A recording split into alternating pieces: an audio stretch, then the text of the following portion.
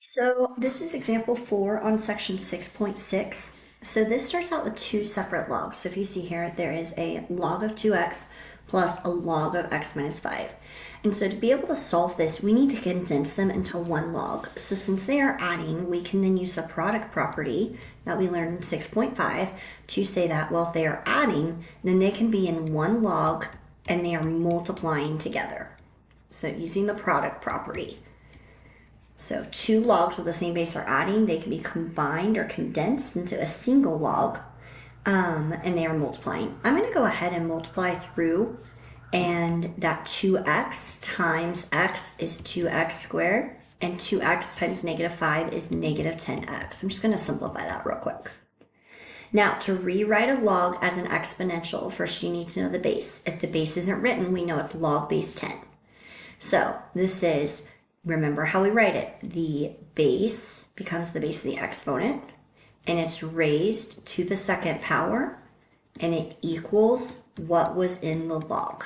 So you do the base to this number equals what was in here. And that goes all the way back to the beginning of this chapter when we first learned that we could take a log and rewrite it as an exponent.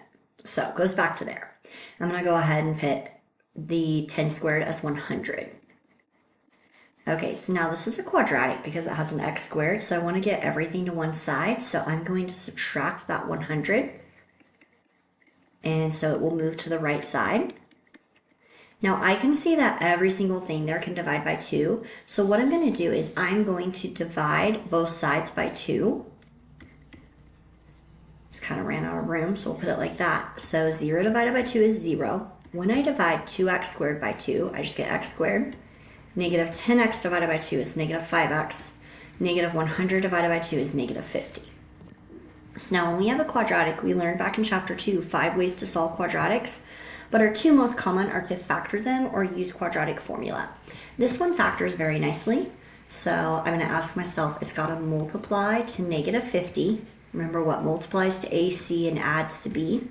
It's got to add to negative 5. So the two numbers that do that are negative 10 and 5. They multiply to negative 50 and they add to negative 5. So remember on factoring, because this starts with x squared, there's not a number in front of the x squared, I know it's the easier kind of a trinomial factoring. So I know that when there's just x squared here, or a coefficient of 1, that those two numbers just make my factors, x minus 10, x plus 5. And then to solve, you set them equal to 0, and you solve so you get 10, and you get negative 5. Now, you always need to go back and check your numbers. So if you were to plug in 10 back into your equation right here, so you'd have log of 2 times 10, that's 20. And then log of 10 minus 5, that's 5. And so this will be perfectly fine. You can check it in a calculator and it works out. When I plug in negative 5, look what happens there. Negative 5, when I plug it in, 2 times negative 5 is negative 10. And negative 5 minus 5 is negative 10. Now, you cannot have a log of a negative number or a 0. It's undefined. It does not exist.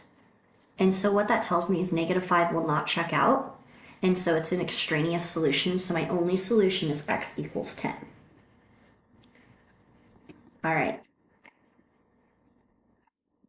Let's go ahead and look at, before we move on, go to the self-assessment. And let's take a look at number 2C right here. So these are two separate logs that are multiplying, so we're going to combine them together. So we're going to have log of 5x times x minus 1 equals 2. Now I'm going to go ahead and multiply the 5x. I'm going to distribute it through, so I get 5x squared minus 5x. Now, if there's not a base written, it's base 10.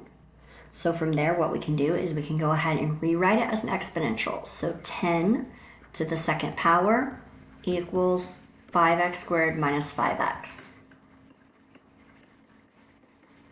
All right, I'm going to get it equal to 0, so I'm going to subtract the 10 to the other side. So that would be 5x squared minus 5x minus 10. Or sorry, subtract the 100 to the other side. So move the 100 over by subtracting 100. And then all of that is divisible by 5, so let's divide everything by 5. All right, 100 divided by 5 is 20.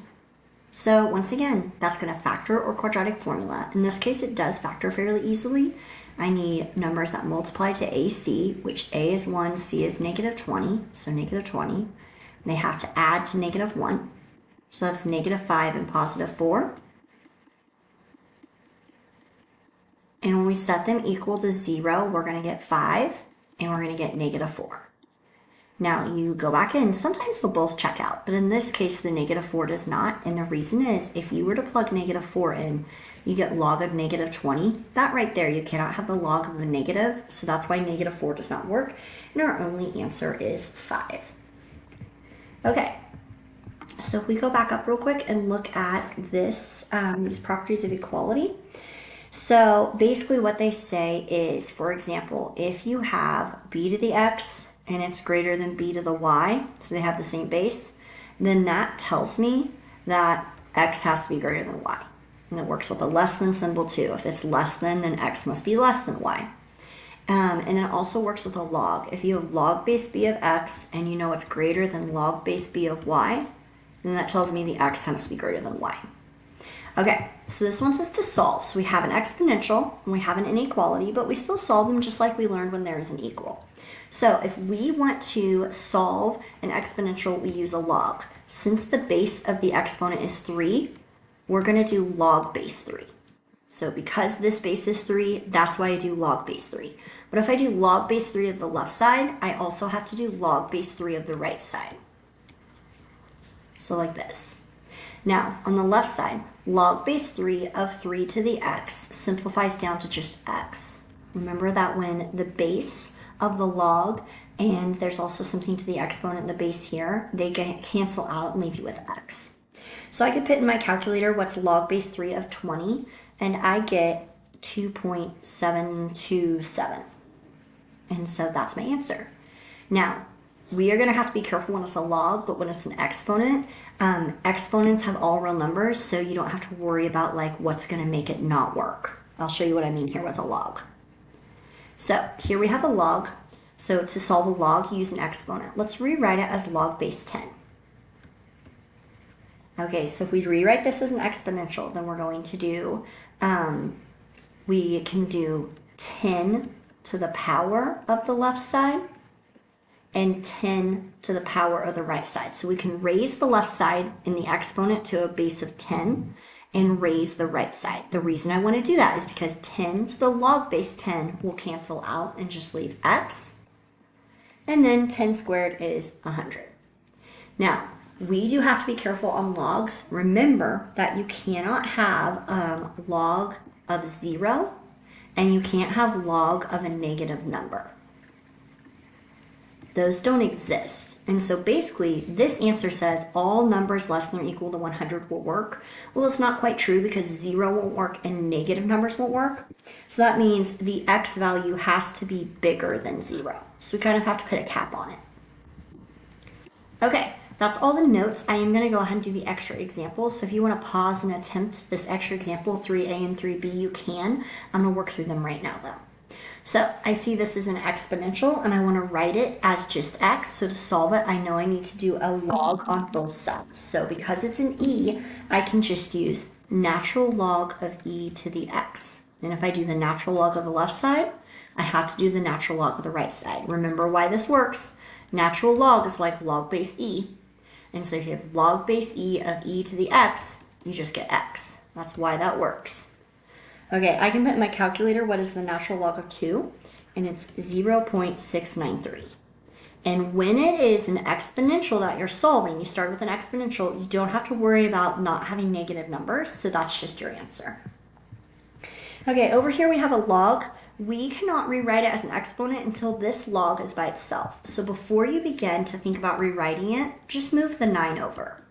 So log of x is less than 45 minus 9 is 36. Okay, that's a base of 10.